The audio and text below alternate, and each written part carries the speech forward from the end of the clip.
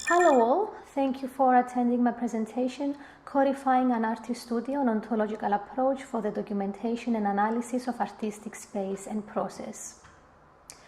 Just a quick overview of the presentation. I will briefly introduce the topic, present the theoretical background, analyze the research methodology and findings. Artist studio has always been considered the base of artistic practices and performances, working as a microcosm of creative resources. It's the space where the artists spend most of the time creating and experimenting with their work and creativity. A study dedicated to artist studios can produce critical resources to analyze artistic progress, initiate educational conversations, and provide knowledge related to art history. The artist studio has received little attention as a topic of critical examination among the many subjects that art has questioned. Responding to this problem, the current study attempts to create a documentation framework for capturing the essence of the artist's creativity in the studio by providing an explicit and descriptive conceptualization of the space using interactive digital documentation methods.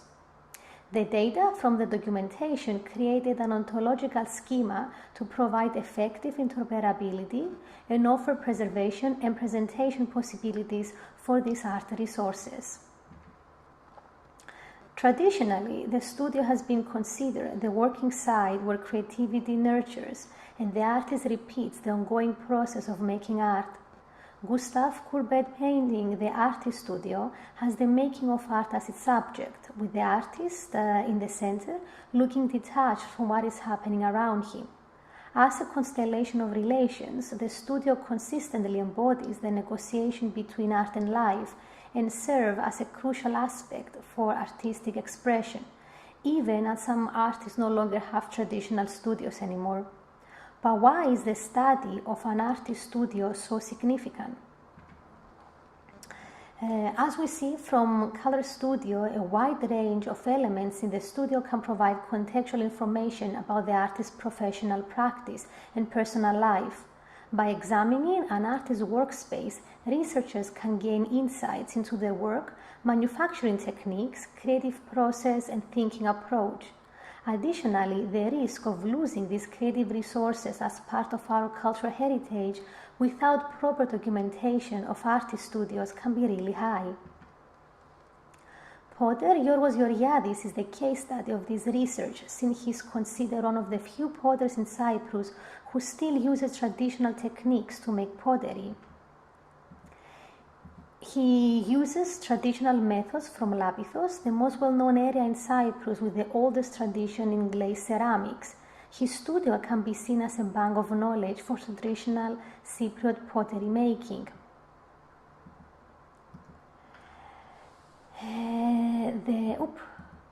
The study of the studio started with a 360 panoramic documentation, provided a higher than a regular resolution to zoom into an incredible level of detail and explore all the studio objects. The documentation showed insights into the artist's inspiration, pottery techniques, and work philosophy.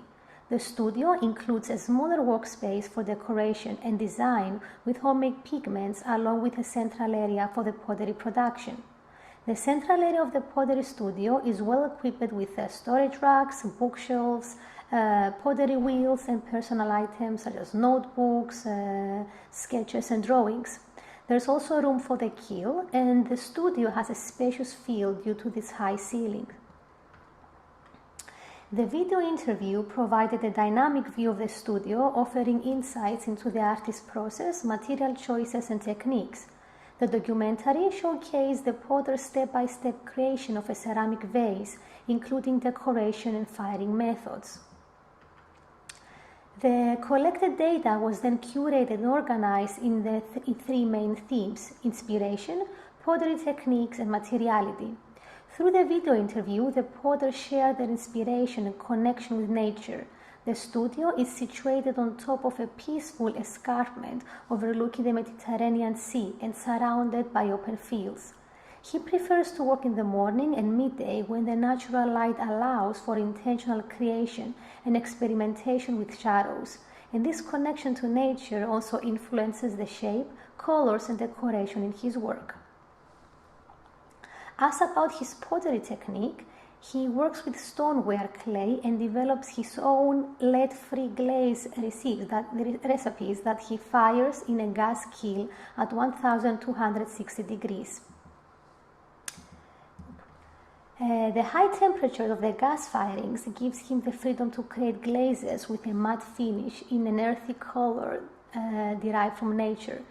His glazes are tactile with a distinctive surface texture. After the data was collected and curated, it had to be linked to a standard reference model in order to create the ontological schema. The connection of the data through CIDOC-CRM facilitates integration for the data, enables heterogeneous studio documentation knowledge. The CIDOC-CRM consists of a set of entity types, real-world things, that can be connected through relationship, also known as properties. An E followed by a number refers to CIDOC entities, while a P followed by a number and the property name refers to CIDOC properties. A class is connected to other classes by properties. By mapping, we mean a set of equivalent statements between data structure parts and paths in the ontology. The proposed ontological schema shows a basic mapping of the relationships between a potter and his practice at the studio based on the documentation, considering his artistic production and related events taking place in the studio. The schema has two starting points, E21 person, which in this case is Georgiadis, and E53 place, the studio. The original ontology splits into three main activities: the artistic production held in the studio, the pottery classes again held in the studio, and the curated shop. But today I will focus only on the artistic production of the potter in the studio. The first activity has a starting point, the potter, who starts his production planned by forming an idea that most of the time is happening during the morning.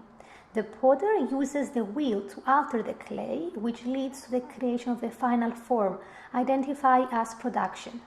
The creation of the form produces a physical human-made thing, which can be a vase. The physical human-made thing has different types, such as a long vase or short vase, and is made out from a specific material, which again it has types such as an earthenware clay. In the activity of his artistic production, the studio is also essentially connected. Going back to the production, which is the creation of the form, in the studio. The studio documentation reveals how the view from the windows is one of his main inspirations.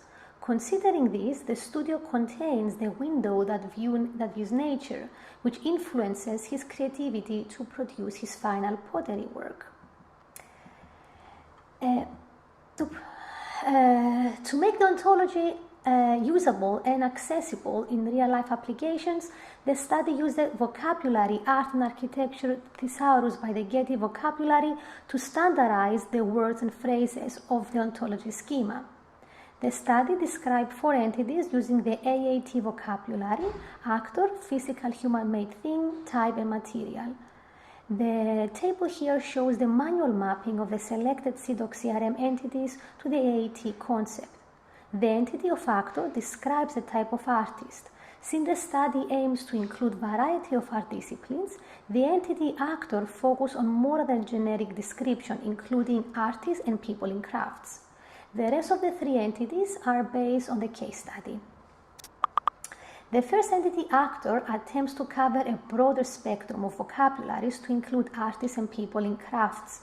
Furthermore, the conceptualization of the E39 actor has been organized around two main concepts: artists and people in crafts and trades. So here we can see plenty of disciplines related to art. The entity E24 physical human-made thing focuses specifically on the case study of Yorgos Georgiadis.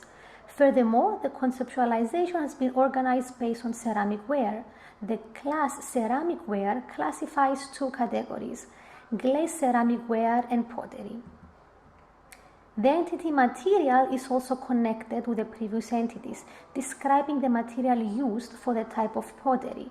The conceptualization of material is filtered by the function of the clay that Yorgos Georgiadis is using. The interactive survey of an artist studio, enhanced by multiple features and panoramic navigation, facilitates an effective documentation for research purposes. The panoramic documentation and video interviews provided engaging insights into the artist's creative process. Insights were identified about his working methods and process, such as how important is nature to his work in the forms, design, and color palette. His daily routine before he starts work, the placement of his tool, sketchbook, photographs, and other production material show how the potter moves and interacts around his space. The creation of an ontological model integrating a semantic web will help the collected data facilitate a common language and provide a semantic glue to transfer the information into a coherent global art resource. Using the proposed documentation framework, the data can be aligned with a formal, accessible, shared, and broadly accessible language to be interoperable. Furthermore, it can establish a multidisciplinary research infrastructure to promote art knowledge about artist practices accessible for study and dissemination. And that's the end of my presentation. Thank you for your attention. I would like to mention how the present study was supported by the Andreas Pitas Art Characterization Laboratories of the Cyprus Institute. Special thanks to Professor Sorin Hermon and Dr. Valentina Vassalo for their generous help and guidance. Also, I would like to thank George and Sotiroula Georgiadis for allowing multiple visits to the studio and their kind contribution to the study. Thank you.